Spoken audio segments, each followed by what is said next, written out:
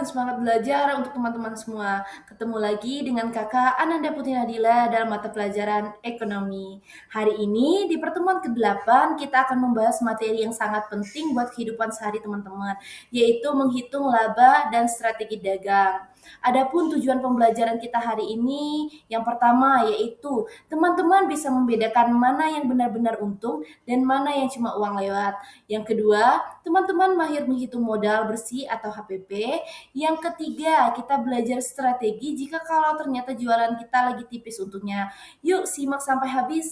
Teman-teman, kita sedikit mengulas materi minggu lalu, yaitu miskonsepsi, omset versus untung. Jangan terkecoh uang di laci ya teman-teman, karena banyak pedagang merasa untung besar hanya karena melihat uang hasil penjualan atau omset yang banyak. Padahal, uang itu belum dikurangi modal pulakan seperti bensin, plastik, dan tenaga. Jika kita tidak hati-hati, modal bisa tergerus untuk belanja kebutuhan pribadi teman-teman. Omset itu total uang masuk atau penjualan kotor, sedangkan laba uang sisa setelah dipotong semua modal. Sebelum kita bahas gimana caranya biar cuan maksimal, kita mampir sebentar buat review materi minggu lalu teman-teman. Masih inget nggak soal HPP? Singkatnya, HPP atau harga pokok penjualan itu adalah modal asli dari barang yang berhasil kita jual. Jadi, sebelum kita pamer keuntungan, kita wajib tahu dulu nih teman-teman berapa modal bersihnya. Rumusnya simple untuk cukup diingat, awal ditambah pembelian, terus dikurangi sisa stok akhir. Gampang kan teman-teman? Jangan sampai ketukar ya, karena ini pondasi biar dagangan kamu nggak boncos. Nah, setelah kita tahu cara hitung modal atau HPP tadi, sekarang saatnya kita kenalan sama yang namanya laba kotor. Jadi, laba kotor itu simpelnya adalah selisih positif antara semua uang yang kita dapat dari jualan atau penjualan bersih dikurangi sama modal barangnya tadi atau HPP. Coba deh teman-teman lihat rumusnya di layar. Laba kotor sama dengan penjualan bersih dikurang HPP. Ingat ya teman-teman, ini masih kotor. Artinya uang ini memang keuntungan dari barang yang laku, tapi belum dikurangi biaya lain-lain seperti gaji karyawan atau sewa tempat. Ibaratnya ini adalah langkah pertama kita buat tahu seberapa sehat bisnis yang kita jalankan. Gimana teman-teman? Sampai sini udah mulai kebayangkan cuannya? Biar makin nempel di kepala, yuk kita bantu Bu Siti ngitung keuangan warungnya. Di sini kita punya data keuangan warung Bu Siti selama bulan Januari, teman-teman. Coba perhatikan angkanya bareng-bareng. Satu, penjualan bersihnya ada di angka 15 juta rupiah, terus ada persediaan awal 2 juta, dan Bu Siti melakukan pembelian bersih bulan ini sebesar 10 juta rupiah. Nah, pas di akhir bulan ternyata masih ada persediaan sisa senilai 3 juta rupiah. Hayo, dengan modal data ini, kira-kira berapa ya HPP dan laba kotor warung Bu Siti? Simpan dulu jawabannya teman-teman, atau coba hitung cepat di coret-coretan kalian, karena kita bakal bedah jawabannya di slide selanjutnya. Gimana nih teman-teman? Udah ada yang dapat jawabannya? Yuk kita cocokkan. Langkah pertama untuk tahu untung Bu Siti adalah mencari HPP-nya dulu teman-teman. Pakai rumus yang tadi ya, awal ditambah pembelian dikurang akhir. Kita ambil persediaan awal Bu Siti yang 2 juta, ditambah pembelian bersih bulan ini sebesar 10 juta. Nah, total barang yang tersedia itu 12 juta teman-teman. Tapi karena di akhir bulan masih ada sisa stok persediaan akhir senilai 3 juta, maka kita kurangi. Hasilnya 9 juta rupiah. Ini artinya modal asli barang Bu Siti yang beneran laku terjual selama bulan Januari adalah 9 juta rupiah. Tapi ini belum selesai ya teman-teman. Angka 9 juta ini bakal kita bawa ke langkah berikutnya buat nyari laba kotor.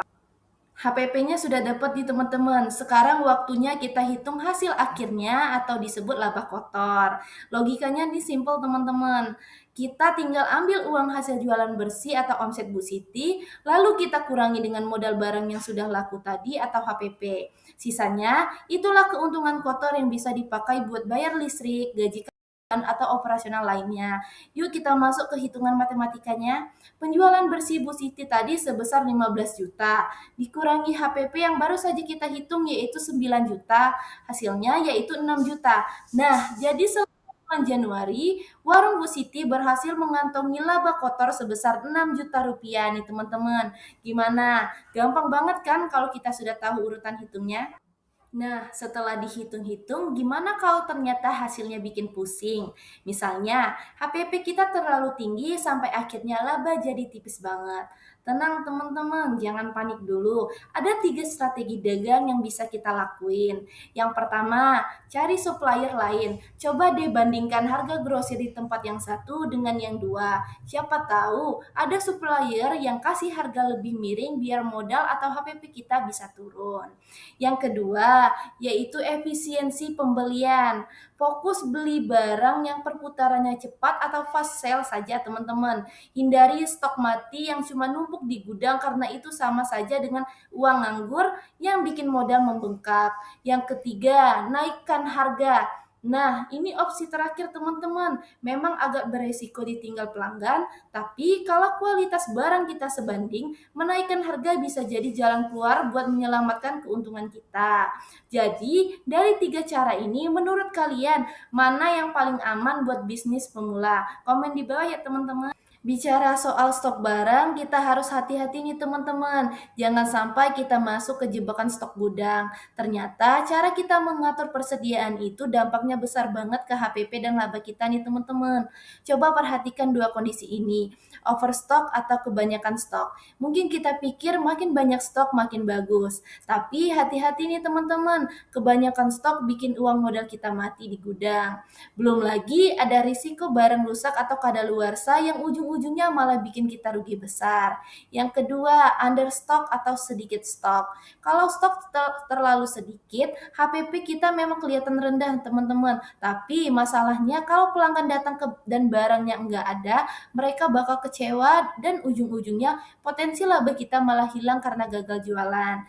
Jadi kuncinya bukan soal banyak ataupun sedikit, tapi soal keseimbangan. Pastikan stok kita pas dengan permintaan pelanggan supaya keuntungan bisnis tetap sehat. Teman-teman, kita sampai juga di slide terakhir. Dan kakak punya satu pesan penting buat kalian semua yang selalu kayak kakak sampaikan. Salah hitung di kelas itu gratis, tapi salah hitung di pasar itu rugi uang. Di kelas ini kalian boleh salah hitung HPP sejuta kali pun, nggak masalah. Kita perbaikin bareng-bareng karena di sini biaya salahnya itu gratis. Tapi nanti saat kalian sudah terjun langsung ke pasar atau buka usaha sendiri, satu angka saja meleset, taruhannya adalah modal dan kerja keras kalian. Jadi, mumpung kita masih di sini, yuk kita manfaati waktu benar-benar paham gimana cara kelola keuangan yang tepat. Sebelum kakak tutup pertemuan kita pada minggu ke-8 ini, silakan bagi teman-teman yang masih punya pertanyaan atau merasa hitungan HPP dan laba kotornya tadi masih agak membingungkan. Bisa langsung tulis di kolom komentar di bawah atau japri ya teman-teman. Luar biasa sekali perjuangan teman-teman bisa bertahan dan belajar sampai di tahap final perhitungan strategi dagang ini. Terima kasih sudah menyimak penjelasan ke Ananda hari ini. Teruslah belajar dan jadilah pribadi yang teliti serta detail dalam mengelola angka, terutama soal manajemen stok di gudang tadi, agar bisnis kalian tetap bertumbuh dan terhindar dari kerugian. Tetap semangat, jaga kesehatan, dan selamat berjumpa di minggu selanjutnya untuk materi yang gak kalah seru. Terima kasih teman-teman.